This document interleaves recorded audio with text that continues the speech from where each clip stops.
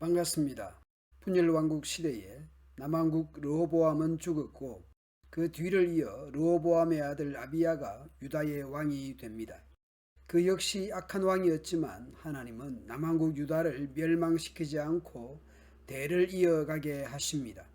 르호보암의 실패에도 불구하고 하나님은 다윗과의 왕위 계승에 대한 언약을 신실하게 이루어 가십니다.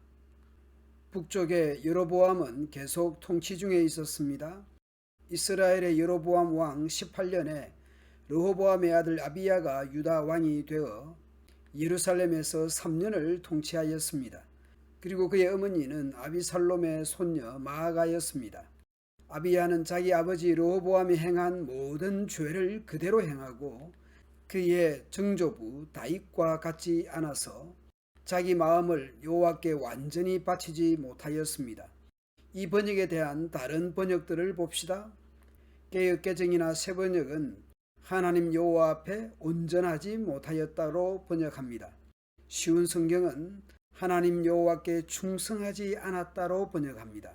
메시지 성경은 하나님께 신실하지 못했다로 번역합니다. 아비야의 실패에도 불구하고 그의 하나님 여호와께서는 다윗을 생각하여 그의 뒤를 이어 다스릴 아들을 주셔서 예루살렘을 안전하게 지키도록 하셨습니다. 왜 다윗입니까? 이것은 다윗이 햇사람 우리야의 일 외에는 평생 여호와 앞에서 옳은 일을 행하고 그의 명령을 하나도 어기지 않았기 때문이었습니다. 물론 다윗이라도 완벽하지는 않았죠. 다윗은 우리야와 바세바와 관련하여 엄청난 범죄 경력이 있었습니다. 그래도 다윗은 하나님의 말씀을 듣고 돌이키고 회개했던 것입니다. 하나님 앞에서 자기 반성과 돌이킴이 있었던 것입니다. 완전한 사람이 누가 있겠습니까? 하나님의 말씀 앞에 죄인인 줄을 알고 돌이키느냐 하는 것입니다. 자기 고집대로 자신은 늘 옳은 줄 알면 그것이야말로 다윗의 길로 가지 않는 사람입니다. 사도행전 3장 19절에서 말씀했죠. 회돌 죄유 회개하고 돌이켜 너희 죄 없이 함을 받으라. 이같이 하면 유쾌하게 되는 날이 주 앞으로부터 이를 것이다. 예수님을 믿을 때뿐만 아니라 신앙생활 가운데 실패하고 잘못할 때 늘 하나님 앞에 회개하고 돌이키며 살아야 하는 것이죠. 아비야는 자신이 조상들의 문제를 보고 들었을 것입니다. 할아버지 솔로몬이 정조 할아버지 다윗처럼 살지 않아서 나라가 분열되었고 자기 아버지 르호보암이 정조 할아버지 다윗처럼 살지 않아서 시삭에게 침략당하여 그 좋은 금방패를 모조리 약탈당하는 것을 보고 들었을 것입니다. 아비야가 자기 아버지나 할아버지처럼 살지 않고 정조 할아버지 다윗을 모범하여 살았으면 얼마나 좋았을까요? 다윗의 마음이 3대도 이어지지 못하고 있습니다.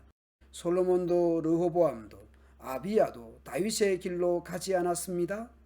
솔로몬 사후 남북으로 분열된 초기 르호보암과 여로보암 사이에 끊임없는 전쟁이 있었는데 그 후대의 아비야와 여로보암 사이에도 항상 전쟁이 있었습니다.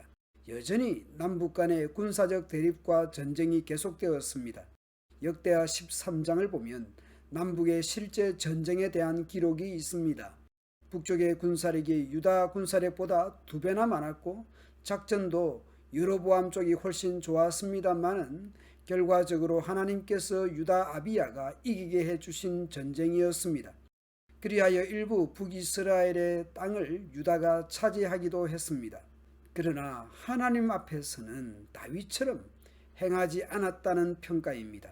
따라서 분열왕국 유다의 아비야는 영적으로는 실패한 왕으로 기록될 수밖에 없을 것입니다. 그 밖에 아비야가 행한 일은 유다 왕들의 역사책에 기록되어 있다. 아비야는 죽어 다윗성에 장사되었고 그의 아들 아사가 왕위를 계승하였습니다. 아비야가 북이스라엘과의 전쟁에서는 승리하여 군사적 정치적으로 일부 성공적이라 할 수 있을 것입니다. 세상적인 기준으로 보면 부분적으로 성공한 왕으로 기록될지 모릅니다.